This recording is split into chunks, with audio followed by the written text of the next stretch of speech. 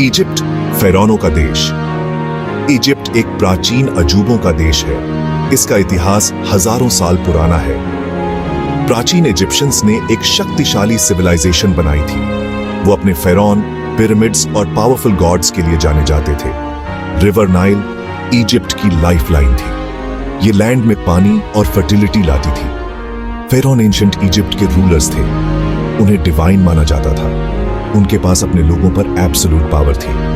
फेरोन ने अपने लिए मैग्निफिसेंट टूम्स बनवाई थी। ये टूम्स ट्रेजर्स और रिचेस से भरी होती थी। पिरामिड्स इन टूम्स में सबसे फेमस है।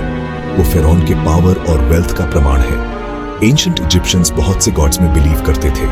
ये गॉड्स उनकी लाइफ में इंपॉर्टेंट रोल प्ले करते थे।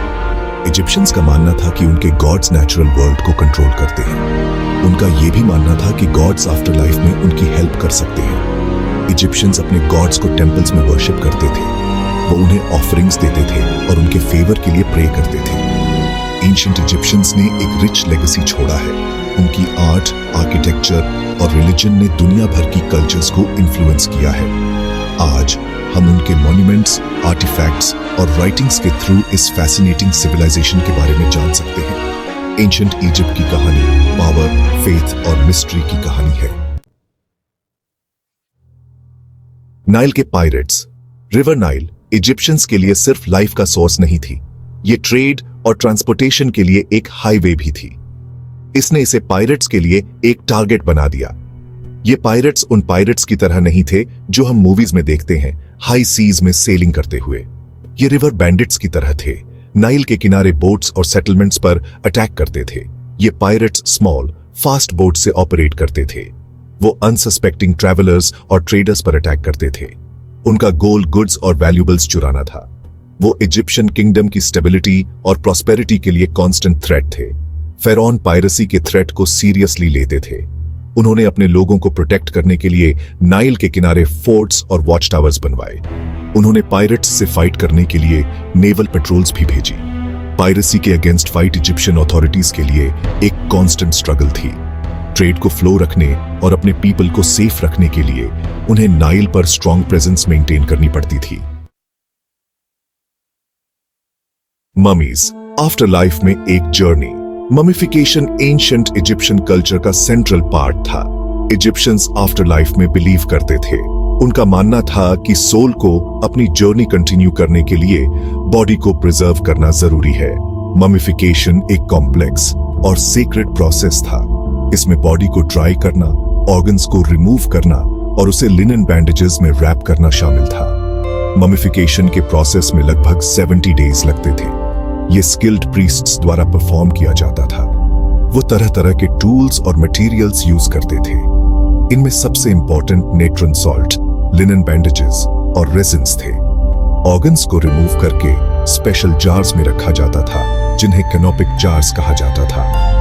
फिर ममिफाइड बॉडी को एक कॉफिन में रखा जाता था। कॉफिन को बुक ऑफ द डेड के सीन्स से डेकोरेट किया जाता था। इस बुक में डिसीज्ड की आफ्टर लाइफ में हेल्प करने के लिए स्पेल्स और प्रेयर्स होते थे। टूम को फूड, क्लोथिंग और अदर आइटम्स से भी भरा जाता था, जो डिसीज्ड को अपनी जर्नी में जरूरत पड़ सकती थी। ममिफिकेशन आफ्टर लाइफ में इजिप्शियन बिलीफ और इटर्निटी के लिए बॉडी को प्रिजर्व करने के लिए उनके डेडिकेशन का प्रमाण था। फेरोन एक पावरफुल आर्मी मेंटेन करते थे, जो इजिप्ट को उसके एनिमी से डिफेंड करने और किंगडम में ऑर्डर मेंटेन करने के लिए रिस्पॉन्सिबल थी। ये वेल ट्रेन्ड और वेल इक्विप्ड फोर्स तरह तरह के वेपन्स यूज करती थी, including spears, bows and arrows और सोर्ड्स। वॉरफेयर के अलावा सोल्जर्स मॉन्यूमेंटल बिल्डिंग प्रोजेक्ट्स में भी इन्वॉल्व थे।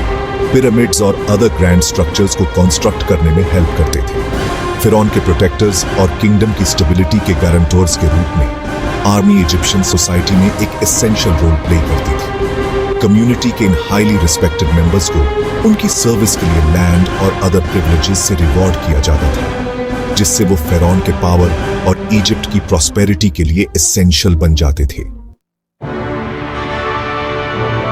एंशिएंट इजिप्ट के ट्रेजर्स ने हमेशा लोगों को फैसिनेट किया है। सदियों से ट्रेजर हंटर्स फेरोन के लॉस्ट टूम्स को सर्च करते हुए सैंड्स में खोज करते रहे हैं, गोल्ड, ज्वेल्स और एंशिएंट आर्टिफैक्ट्स के लूर से ड्रिवन।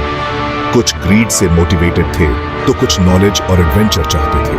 1922 में टूटनखामुन के टोम की डिस्कवरी आर्कियोलॉजी के हिस्ट्री में एक पिवटल मोमेंट था, जिसने एंशिएंट इजिप्शियंस के इनक्रेडिबल वेल्थ और आर्टिस्ट्री को रिवील किया और ट्रेजर हंटर्स और इजिप्टोलॉजिस्ट्स दोनों की इमेजिनेशंस को फ्यूल किया। हालांकि ट्रेजर हंटिंग डिस्ट्रक्टिव हो सकता है, क्योंकि बहुत सी एंशिएंट साइट्स को क्विक रिचेस चाहने वालों ने लूट और डैमेज किया है।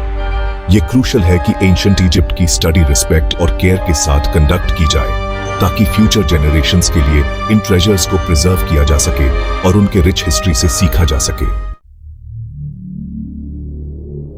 एंशिएंट इजिप्ट ने दुनिया पर एक इंडेलिबल मार्क छोड़ा है। इट्स मॉन्यूमेंट्स, आर्ट और रिलीजन ऑ और वंडर को इंस्पायर करते रहते हैं। Pyramids of Giza 7 wonders of the ancient world में से एक एंशिएंट इजिप्शियंस की इंजेन्युइटी और एम्बिशन का प्रमाण है। इजिप्शियन मिथोलॉजी, गॉड्स और गॉडेसेस की स्टोरीज और क्रिएशन और आफ्टर लाइफ के मिथ्स के साथ पॉपुलर कल्चर को डीपली इंपैक्ट किया है। सदियों से लोगों की इमेजिनेशंस को कैप्टिवेट कर रहा है और आज भी बुक्स, मूवीज और टेलीविजन शोज में रिटेल किया जा रहा है। एंशिएंट इजिप्ट की स्टडी इस फैसिनेटिंग सिविलाइजेशन में न्यू इनसाइट्स रिवील करती रहती है, क्योंकि आर्कियोलॉजिस्ट्स और हिस्टोरियंस न्यू डिस्कवरीज करते हैं जो हमें एंशिएंट इजिप्शियंस की लाइव्स, बिलीफ्स और अचीवमेंट्स को समझने में हेल्प करते हैं। एंशिएंट इजिप्ट की लेगेसी एक रिच टैपेस्ट्री है जो हिस्ट्री, मिथोलॉजी और एंड्यूरिंग वंडर से बुनी गई है।